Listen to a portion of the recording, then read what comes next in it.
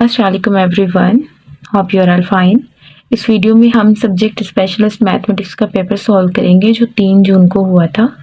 ये paper B हमने लिया है। इसमें हमारे पास जो क्वेश्चन 1 था उसमें हमारे पास 2 सेट दिए गए थे एंड ये फंक्शन जो था वो इस तरह डिफाइन था।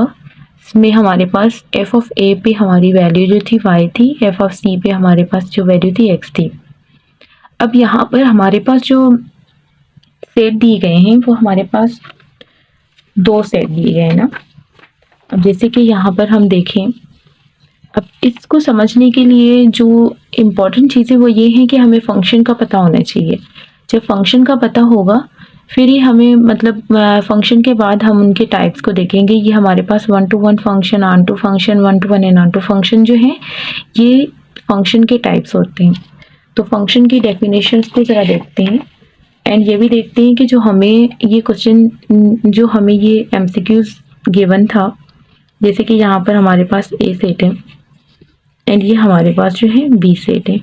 हमें दोनों को लिखा है। ए सेट में हमारे पास ए बी सी है, बी सेट में हमारे पास है एक्स वाई जेड।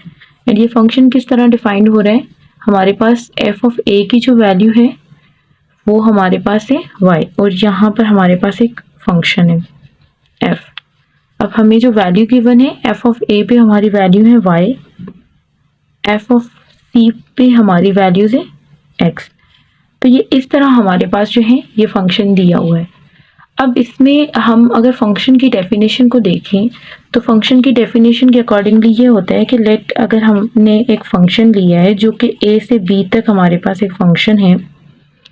अब इसको हम फंक्शन तब कहेंगे जब ये इस डेफिनेशन को होल्ड करेगा। डेफिनेशन क्या है, डेफिनेशन हमारे पास ये होती है कि फॉर ऑल, अगर हम स्मॉल ए इस ए में से ले रहे हैं, देयर एग्जिस्ट यूनिक, हमारे पास एक यूनिक बी होना चाहिए जो कैपिटल बी में हो, सच डेट एफ ऑफ ए जो हो वो किसी बी के इक्वल हो।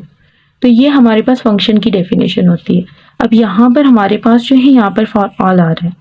तो अब जबकि हम देखें कि हमारे पास जो a की वैल्यू थी, ये इस पे तो हमारा फंक्शन डिफाइंड ही नहीं है, इस पे तो हमारी कोई वैल्यू आ ही नहीं रही है। अब यहाँ पर a और c पे तो हमारी वैल्यूज आ रही हैं, अब b पे तो आ ही नहीं रही, तो इट मीन्स कि ये फंक्शन ही नहीं होगा क्योंकि ये फंक्शन की डेफिनेशन को ही सेटिस्फाई नहीं कर रहा। ठीक है, तो ये हमारे पास जो फर्स्ट क्वेश्चन था इसका जो सही ऑप्शन था वो ऑप्शन डी था, नॉट अ फंक्शन। ओके जी, तो नेक्स्ट क्वेश्चन पे मूव करते हैं। ये हमारे पास नेक्स्ट क्वेश्चन है, any polynomial p of x of degree n greater than और इक्वल 1 में बी एक्सप्रेस्ड एज। अब इसमें हमारे पास जो डिग्री दी हुई है वो हमारे पास या तो लीनियर है या लीनियर से ज़्यादा है, मतलब 1 होंगी तो लीनियर हम कहेंगे, लीनियर से ज़्यादा भी हो सकती है इसकी डिग्री। हम जो है किसी भी पोलिनोमियल को जो n ग्रेटर देन और इक्वल 1 हो तो उसको हम कैसे रिप्रेजेंट करेंगे इसको देख लेते हैं। जैसे हम यहाँ पर देखें, अगर हमारे पास कोई भी पॉलिनोमियल है ऑफ एक्स, जैसे कि ये यहाँ पर x माइनस आ रहे हैं, तो यहाँ पर हमारे पास क्वोशिएंट आएगा, यहाँ पर ये फैक्टर होगा। अगर हम किसी भी पॉलिनोमियल को जो है इस तरह से डिवाइड करेंगे तो ये हमारे पास फैक्टर होगा, डिवाइजर होगा मीन्स, एंड ये हमारे पास क्वोशिएंट होगा। तो इसी तरह हमारे पास रिमाइंडर भी होगा कुछ ना कुछ। तो हमने ये पढ़ा है कि हम यहाँ से p ऑफ x को लिखना चाहें तो वो इन दोनों का जो प्रोडक्ट आएगा एंड प्लस में जो है यहाँ पर रिमाइंडर होगा, ये हम इसको इस तरह लिखते हैं।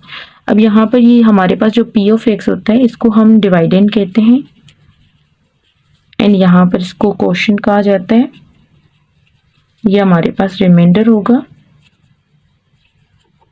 एंड ये हमारे पास फैक्टर होगा और डिवाइजर।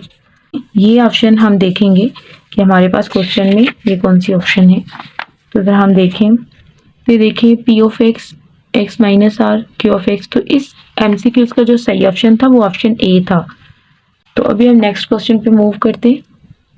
ये 2 वेक्टर्स गिवन थे a एंड b, तो हमें ये बताना था कि विच of the following is true. अब इनमें से ट्रू कौन सा है। जबकि वेक्टर्स की बात की जाए तो वेक्टर्स में कैसे होता है कि जैसे कि हम किसी भी जनरल वेक्टर को ले रहे हैं, जैसे कि वेक्टर a है, तो उसमें हमारे पास इस तरह के जो है वेक्टर्स होते हैं a1 i plus a2 j तो इस तरह का जैसे ए वेक्टर है, इसी तरह से हमने बी वेक्टर लिया b1i प्लस b2j। अब ये दोनों वेक्टर्स हैं, अगर हम इन दोनों के एडिशन की बात करें तो कम्यूटेटिव प्रॉपर्टी होती है वो वेक्टर्स में होल्ड करती है। कम्यूटेटिव प्रॉपर्टी, कम्यूटेटिव प्रॉपर्टी का क्या मतलब होता है? ये मतलब होता है कि A vector plus B vector is equal to B vector plus A vector, तो ये तो होल्ड करेगी, ठीक है। अब इसी तरह से अगर हम डॉट प्रोडक्ट की बात करें, जो डॉट प्रोडक्ट होगा किसी भी दो वेक्टर्स का, जो डॉट प्रोडक्ट होगा वो भी आपस में जो है कम्यूटेटिव होता है। जैसे कि ए डॉट बी जो होगा वो बी डॉट ए के इक्वल होगा, ठीक है। बट जो क्रॉस प्रोडक्ट होता है वो इक्वल नहीं होता, तो इसमें डॉट प्रोडक्ट दिया गया है तो ये जो है हमारे पास ट्रू होगा। अब ये जो है हमारे पास मॉड का है।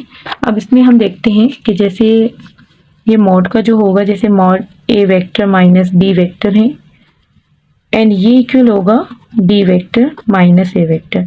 अब जब हम ए माइनस बी वेक्टर फाइंड करते हैं तो उसमें हमारे पास जो है ना सिर्फ साइन का इशू आता है। जैसे कि हम ये फाइंड करेंगे ना A minus B vector, A vector minus B vector find करेंगे एंड देन हम अगर B minus A vector find करेंगे तो इन दोनों में सिर्फ और सिर्फ साइन का फर्क आता है। तो ये दोनों पे जो मैग्नीट्यूड अप्लाई करेंगे, ठीक है। अगर किसी भी वेक्टर पे अगर हम मैग्नीट्यूड अप्लाई करते हैं तो वो मैग्नीट्यूड जो होता है वो तो वैसे भी प्लस में हो जाता है। कैसे? जैसे कि हम देखें इसका वेक्टर का लेट सपोज हम मैग्नीट्यूड फाइंड कर रहे हैं, तो इसका जो मैग्नीट्यूड होता है वो हम इन दोनों का स्क्वायर करते हैं, जो उनके पास कंपोनेंट होते हैं वो उनका स्क्वायर करते हैं। इसी तरह ये जो हमारे पास आएगा उसका और इन दोनों का जो है मैग्नीट्यूड फाइंड करेंगे। मैग्नीट्यूड अगर मैं ए का फाइंड करना चाहूँ तो ये हमारे पास इस तरह आएगा a1 whole square plus a2 whole square. तो इस तरह जो है इसका जो है मैग्नीट्यूड होता है, किसी भी वेक्टर का जो है मैग्नीट्यूड इस तरह हम फाइंड करते हैं, तो वो तो ऑलवेज पॉजिटिव होगा। इसमें हमारे पास जो है इसका इस एमसीक्यूज का जो सही ऑप्शन था वो ऑप्शन डी था, ऑल ऑफ दीज। ओके जी, तो नेक्स्ट क्वेश्चन पे मूव करते हैं। 4 क्वेश्चन हमारे पास है, कम्यूटेटिव ग्रुप इज कॉल्ड। अब ये है कि ये ग्रुप थ्योरी का क्वेश्चन था कि कम्यूटेटिव ग्रुप क्या होता है। इसमें अगर हम इसको थोड़ा समझना चाहें तो वो हमारे पास ऐसे होगा कि जैसे ये कम्यूटेटिव ग्रुप का है तो एबेलियन ग्रुप से लेकर अगर हम बनाएं, जैसे एबेलियन ग्रुप जो होगा वो हमारे पास जो है ग्रुप होता है एंड जो एवरी ग्रुप जो होगा वो हमारे पास मोनाइड होगा एंड जो मोनाइड होगा वो हमारे पास जो है सेमी ग्रुप होगा एंड जो सेमी ग्रुप होगा वो हमारे पास जो है ग्रुपाइड होता है। तो कैसे करेंगे? जो ग्रुपाइड होता है वो जस्ट एक प्रॉपर्टी को जो है सेटिस्फाई करता है। अब इसी तरह से जो हमारे पास सेमी ग्रुप होगा वो 2 प्रॉपर्टीज को जो है सेटिस्फाई करता है, एक तो क्लोयर प्रॉपर्टी होगी एंड दूसरी एसोसिएटिव लॉ जो है, दोनों प्रॉपर्टीज इसमें जो है सेटिस्फाई होती हैं। अब मोनाइड के लिए हमारे पास जो है ये दोनों प्रॉपर्टीज तो होनी चाहिए, मतलब सेमी ग्रुप तो होना ही चाहिए, सेमी ग्रुप के साथ आइडेंटिटी भी होल्ड करनी चाहिए, तो हम उसको जो है मोनाइड कहते हैं। अब ग्रुप में हमें पता है हमारे पास 4 प्रॉपर्टीज हो, तो यहाँ पर ही हमारे पास क्लोयर प्रॉपर्टी होगी, ये हमारे एसोसिएटिव लॉ एंड उसके बाद यहाँ पर हमारे पास आइडेंटिटी एंड इनवर्स एग्जिस्ट करेगी। हमारे पास जो है ग्रुप के थे। अब एबेलियन ग्रुप में हम क्या करते हैं, ये हमारे पास 4 प्रॉपर्टीज थी प्लस 1 एक और प्रॉपर्टी ऐड करते हैं जो कि कम्यूटेटिव होती है। ये कम्यूटेटिव प्रॉपर्टी ऐड करेंगे तो वो हमारे पास एबेलियन हो जाता है। अब एबेलियन ग्रुप का जो दूसरा नाम होता है वो कम्यूटेटिव ग्रुप होता है। तो इसी तरह से यहाँ पर जो हमें क्वेश्चन दिया गया है कि कम्यूटेटिव ग्रुप इज कॉल्ड, तो कम्यूटेटिव ग्रुप को हम एबेलियन ग्रुप भी कहते हैं। तो इसका जो सही ऑप्शन होगा वो ऑप्शन ए होगा। ओके जी, तो नेक्स्ट क्वेश्चन पे मूव करते हैं। ओके, ये हमारे पास नेक्स्ट क्वेश्चन है, a group S under binary operation is a dash if for all A B belong to S and this satisfy. जो यहाँ पर जो हमें ये सर्कल, छोटा सर्कल दिया गया है, ये बेसिकली हमारे पास एक बाइनरी ऑपरेशन गिवन है। इस बाइनरी ऑपरेशन के तहत अगर हमें जो ये रिजल्ट गिवन है, अगर हम इसको देखें, चाहिए एबेलियन ग्रुप के लिए हमारे पास ये होता है कि कम्यूटेटिव प्रॉपर्टी होल्ड करें। अब इसको अगर हम देखें तो ये हमारे पास एक एबेलियन ग्रुप होगा, तो एबेलियन ग्रुप को हम जो है कम्यूटेटिव ग्रुप भी कहते हैं। तो इसका जो है, इसका जो सही ऑप्शन होगा क्वेश्चन नंबर 5 का जो सही ऑप्शन होगा वो ऑप्शन ए होगा, कम्यूटेटिव ग्रुप। ओके जी, तो नेक्स्ट क्वेश्चन पे मूव करते हैं। ये हमारे पास क्वेश्चन नंबर 6 है। Let R be integral domain, which of the following statement is not true about R. इसमें हमारे पास ये है कि अगर हमारे पास एक आर इंटेग्रल डोमेन होगा तो हमारे पास ये 4 ऑप्शंस हैं। अब इनमें से कौन सा ऑप्शन जो है वो इसमें करेक्ट नहीं होगा, उसके लिए तो हमें सबसे पहले जो इंटेग्रल डोमेन की डेफिनेशन देखनी पड़ेगी। ठीक है, तो आइए जल्दी से डेफिनेशन को पहले देखते हैं। तो हमारे पास क्वेश्चन है इंटेग्रल डोमेन का। इंटीग्रल डोमेन के लिए हमारे पास जो है ना, एक तो कम्यूटेटिव रिंग होना बहुत ज़रूरी होता है। ये हम इंटीग्रल डोमेन की जो है ना, ये हम इंटीग्रल डोमेन की डेफिनेशन को देख रहे हैं। तो integral domain a ring is said to be integral domain if it is commutative ring with identity. Means identity को अगर हम कहें तो यूनिटी भी कहा जाता है आइडेंटिटी को। ठीक है, तो इस तरह हम दोनों नाम लिख देते हैं। एंड दूसरा जो मेन इंपॉर्टेंट जो इसमें है वो ये है कि नो ज़ीरो डिवाइज़र। अब ज़ीरो डिवाइज़र का क्या मतलब होता है? ज़ीरो डिवाइज़र का ये मतलब होता है कि अगर हमारे पास 2 एलिमेंट हो जो हम आर में से लें एंड वो दोनों ही नॉन ज़ीरो हो, बट उन दोनों पे अगर हम स्टेरिक अप्लाई करें ज़ीरो आ जाए, जबकि रियल में ऐसा नहीं होता। तो उस पर अगर कोई भी ऑपरेशन अप्लाई करेंगे तो अगर ज़ीरो आएगा तो हम कहते हैं या तो ए ज़ीरो होगा या तो बी ज़ीरो होगा। बट इसमें हमारे पास जो है ज़ीरो डिवाइज़र में ये होता है कि हमारे पास दोनों नॉन ज़ीरो होंगे और उन दोनों पे अगर हम स्टेरिक अप्लाई करेंगे तो वो ज़ीरो आ जाएगा। इसको हम ज़ीरो डिवाइज़र कहते हैं। अब नो ज़ीरो डिवाइज़र के लिए मीन्स ये नहीं होगा।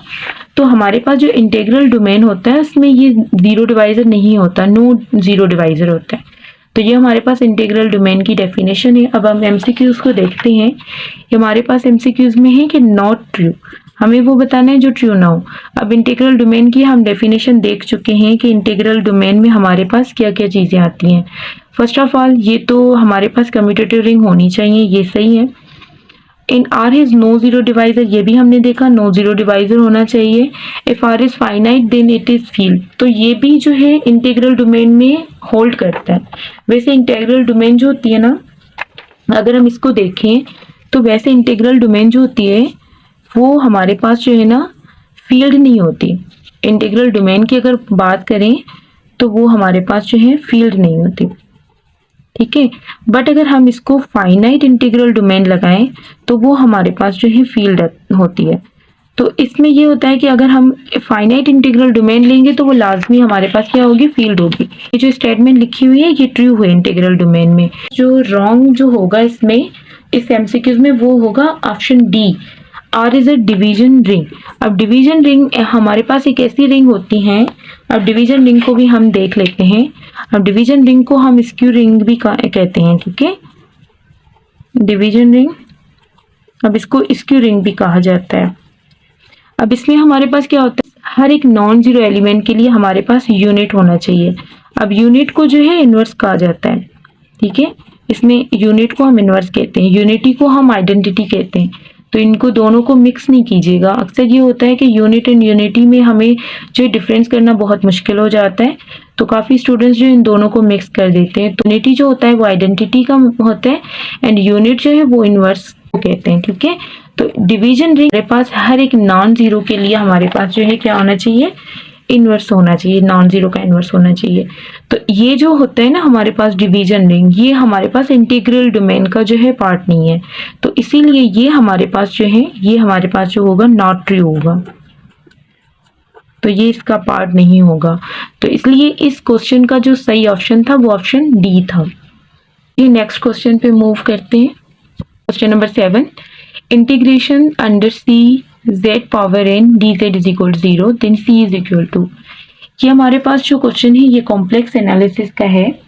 अब इसमें हमारे पास जो f ऑफ z यहाँ पर होता है, जैसे कि हम इसको थोड़ा यहाँ पर लिखें, इसको थोड़ा यहाँ पर डिफाइन करें, integral c f of z dz is equal to 0। किसी कर्व पे है ना, ये हमारे पास क्लोज कर्व है। If integration of analytic function on any curve is 0, अब इसका ये मतलब है, अगर हम इसको सिंपल वर्ड्स में डिफाइन करें तो हमारे पास एक एनालिटिक फंक्शन पे जो इंटीग्रेशन हम फाइंड करेंगे, जो कर्व हमारे पास होगा वो लाजमी हमारे पास क्लोज्ड कर्व होगा। इसका एमसीक्यूज का जो सही ऑप्शन था वो ऑप्शन सी था। ये हमारे 7 एमसीक्यूज कंप्लीट हो गए। नेक्स्ट वीडियो में हम जो है आगे इसके जो है सॉल्यूशंस अपलोड करेंगे। और लास्ट में आप सबसे ये रिक्वेस्ट है कि काइंडली हमारे चैनल को सब्सक्राइब करें, लाइक एंड शेयर करना ना भूलें। ओके जी, अल्लाह हाफिज़।